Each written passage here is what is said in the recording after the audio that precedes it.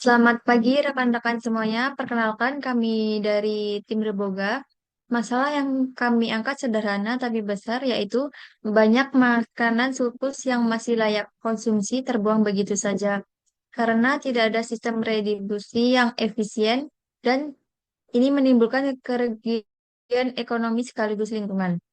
Solusi kami adalah aplikasi yang menghubungkan restoran dan kafe dengan konsumen untuk menjual makanan sisa yang masih layak, dilengkapi sistem berbasis AI yang memprediksi produksi dan menganalisis makanan yang sering terbuang. Nilai utama yang kami tawarkan adalah mengurangi food waste melalui pelacakan inventory dan berbagi surplus untuk bisnis kuliner urban. Keunggulan kami terletak pada kemampuan menghubungkan mitra makanan lokal dengan konsumen di Jawa Tengah melalui penjualan surplus yang terjangkau. Target pasar kami adalah pemilik restoran dan kafe kecil hingga menengah di area urban, serta mahasiswa dan masyarakat yang mencari makanan berkualitas dengan harga terjangkau.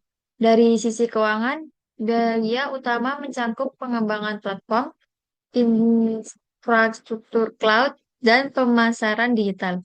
Sementara pendapatan berasal dari modal langganan. Nah, pada slide ini saya akan menjelaskan asumsi utama yang kami gunakan untuk perancangan keuangan tahun pertama Reboga.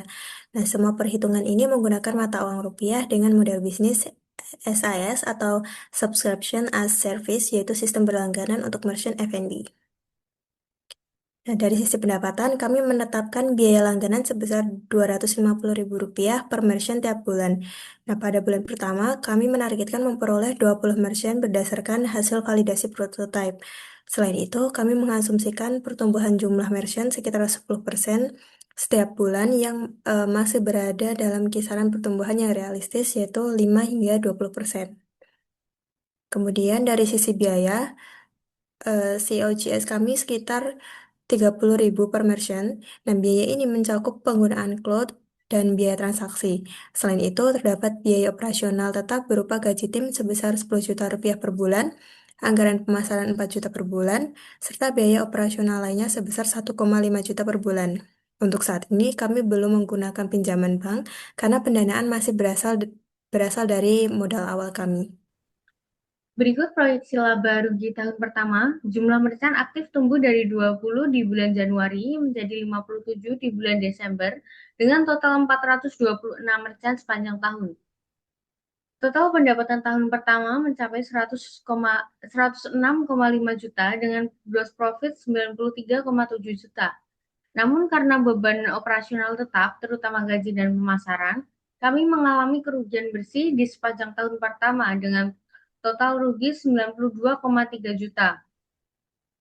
Kabar baiknya, tren kerugian ini terus mengecil setiap bulannya dari 11,1 juta di Januari menjadi 2,96 juta di Desember. Ini menunjukkan bahwa bisnis kami bergerak menuju titik impas. Slide terakhir merangkum kinerja dari titik impas kami. Tahun pertama mencapai hasil pendapatan 106,5 juta, gross profit 93,7 juta, dengan kerugian bersih 92,3 juta yang mulai menyusut. Kami memproyeksikan mencapai break even pada bulan ke-15, yaitu di tahun kedua. Yang paling menarik adalah unit ekonomis kami dengan harga 250.000 dengan biaya variabel hanya 30.000. Kontribusi per unit mencapai 220.000 atau gross margin 88%. Biaya akuisisi pelanggan sebesar 842,105 rupiah, sedangkan lifetime value mencapai 5,28 juta. Ini menghasilkan rasio lifetime value terhadap customer acquisition cost sebesar 6,3 kali, jauh di atas standar sehat 3 kali, dengan payback periode hanya 3,8 bulan. Artinya, meski tahun pertama masih rugi karena investasi awal, fundamental bisnis Teboga sangat kuat dan sangat layak untuk dikembangkan. Demikian pemaparan bisnis Teboga dari kelompok kami, mulai Melalui solusi ini, kami berharap dapat membantu mengurangi food waste, memberikan manfaat bagi pelaku usaha kuliner, sekaligus menyediakan makanan berkualitas dengan harga yang lebih terjangkau bagi masyarakat. Atas perhatiannya, kami ucapkan terima kasih.